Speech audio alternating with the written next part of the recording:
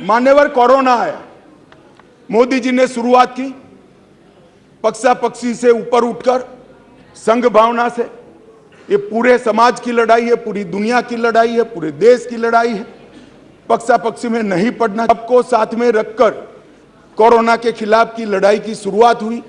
और मैं आज भी कहता हूं, मैं आज भी मानता हूं कि कोरोना के खिलाफ भारत सफलता से लड़ पाया है। उसका एकमात्र कारण है सभी जगह दुनिया में कोरोना के खिलाफ सरकारें लड़ी, भारत में केंद्र सरकार, राज्य सरकार और 130 करोड़ लोग एक साथ लड़े हैं, इसलिए हम सब। मगर जब वैक्सीनेशन आया और उनको लगा कि तो देश बच जाएगा, तो मोदी वैक्सीन। मैं दो नेताओं को बरोबर याद है, समाजवादी पार्टी के अखिलेश जी और राहुल जी, दोनों ने कहा है तो मोदी वैक्सीन है, देखो लेना मत, टेस्टिंग भ्रांति। और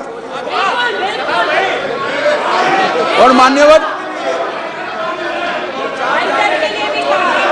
अब बैठे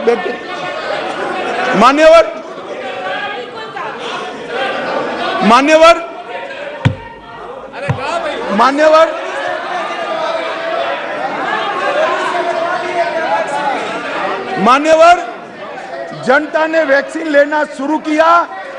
मोदी सरकार ने चाय पिलाकर वैक्सीन दी, फ्री ऑफ कॉस्ट वैक्सीन दी, पहला डोज दिया, दूसरा डोज दिया और 130 करोड़ लोगों को दोनों डोज लगाकर कोरोना से बचाने का था। मान्यवर, इसके साथ साथ उस वक्त रोजगारी के प्रश्न खड़े हुए, लॉकडाउन का भी विरोध किया गया। मान्यवर, लॉकडाउन का भी विरोध किया गया।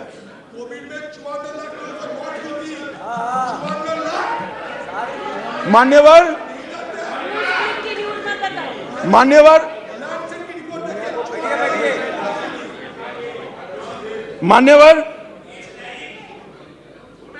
सबने कहा कि लॉकडाउन लगाओगे तो गरीब क्या खाएगा। हमारे सामने दो रास्ते थे, लॉकडाउन न लगाना और पूरे देश की जनता कोरोना में फंस जाए, लाखों करोड़ों लोगों की मृत्यु हो। लॉकडाउन भी लगाया, उसको भूखा भी नहीं रखा। मान्यवर, 80 करोड़ लोगों को प्रति व्यक्ति प्रति माह 5 किलो अनाज ये लॉकडाउन के समय में हमने गरीब के घर में पहुंचाया और उसका चूल्हा चला करा। और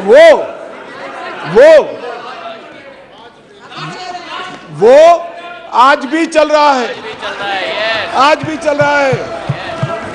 भाई, अविश्वास प्रधानमंत्री में और मंत्रिमंडल में अविश्वास आपको हो सकता है, देश के गरीब को, देश की जनता को नहीं है, क्योंकि उज्ज्वला योजना मोदी जी लाए, हर घर नल मोदी जी ने पहुंचाया, बिजली मोदी जी ने पहुंचाई, पीएम किसान 2.5 लाख करोड़ मोदी जी ने पहुंचाए, 3 करोड़ लोगों को घर दिया, 60 करोड़ लोगों को 5 लाख का स्वास्थ्य का खर्चा दिया, बैंक खाते 49 करोड़ से ज्यादा खुलवाए, डायरेक्ट बेनिफिट ट्रांसफर में 25 लाख करोड़ रुपया भेजा, 80 करोड़ गरीबों को वैक्सीन लगाकर अनाज दिया।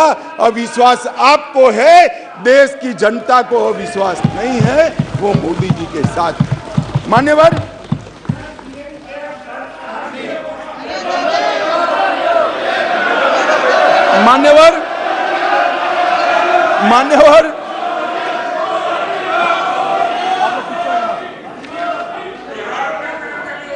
अध्यक्ष जी,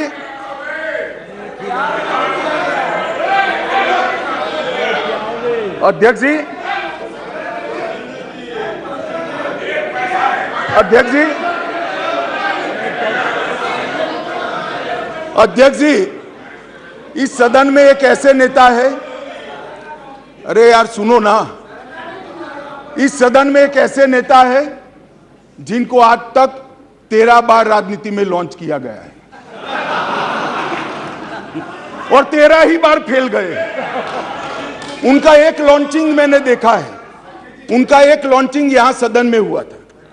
एक गरीब मां कलावती या ऐसा कुछ नाम था, कलावती, बुंदेलखंड की बहन कलावती, उसके घर वो नेता भोजन करने गए और यहीं पीछे बैठकर गरीबी का बड़ा दारुण वर्णन, द्रवित हो जाए ऐसा वर्णन कर दिया। ठीक है भाई, अच्छा किया, आप इतने बड़े व्यक्ति होकर गरीब कलावती के घर पर भोजन पर गए, उसका भोजन कर लिया और इसकी वेदना को यहां वाचा दे दी। मगर बाद में इनकी सरकार 6 साल चली। मैं पूछना चाहता हूं, वो कलावती का क्या करा? वो कलावती को घर, बिजली, गैस, शौचालय, अनाज, स्वास्थ्य, ये सब देने का काम नरेंद्र मोदी ने किया।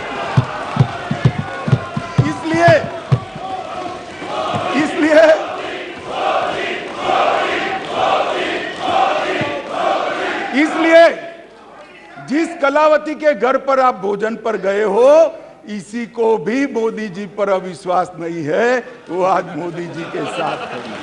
मान्यवर, राष्ट्रीय पिछड़ा वर्ग आयोग बनाया, पिछड़ा वर्ग को संवैधानिक मान्यता दी, आर्थिक रूप से कमजोर लोगों को 10% का रिजर्वेशन इतने सालों के बाद पहली बार मिला और 2 बार राष्ट्रपति बनाने का उम्मीदवार चयनित करने का हमें मौका मिला। सत्ताधारी पार्टी एनडीए ने, बीजेपी ने एक बार दलित और एक बार आदिवासी भारत में प्रथम बार एक गरीबों के लिए काम करने वाली ये सरकार है। नरेंद्र मोदी जी ने गरीब कल्याण का जो यज्ञ चलाया है, इससे गरीब के घर में जाते हैं तो वो दिन मित्र कर कर नरेंद्र मोदी को बुलाते हैं। गरीब अपने आप को अब मोदी जी में अपना मित्र ढूंढता है। मान्यवर, ये इसलिए मैं कह रहा हूं, अविश्वास आपको है, देश की जनता को अविश्वास नहीं है।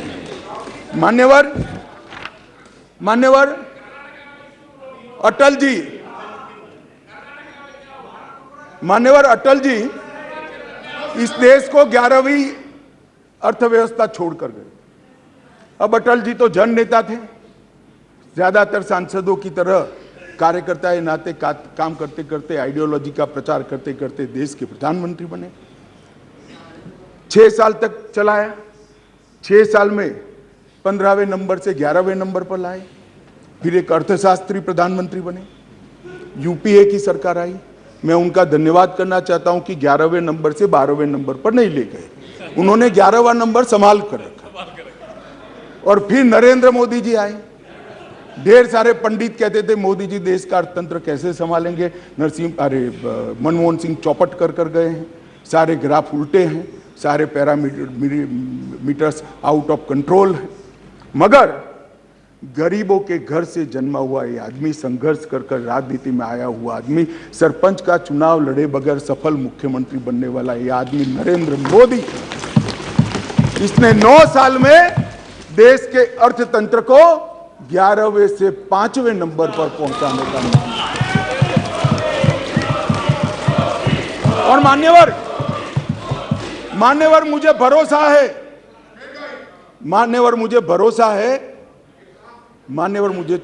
है, मेरे ज्यादातर साथी चुनकर भी आएंगे, वो भी देखेंगे, फिर से एक बार मोदी जी प्रधानमंत्री बनेंगे और देखते देखते देखते 2027 तक देश दुनिया का 3रा नंबर का अर्थतंत्र हमारा देश। मान्यवर, और ये मैं नहीं कहता, IMF भी कहता है, सारे सर्वेक्षण वाले विश्व भर के कहते हैं कि डार्क जोन में ब्राइट स्पॉट अगर कोई है, ब्राउन स्पॉट कोई है, तो भारत का अर्थतंत्र है।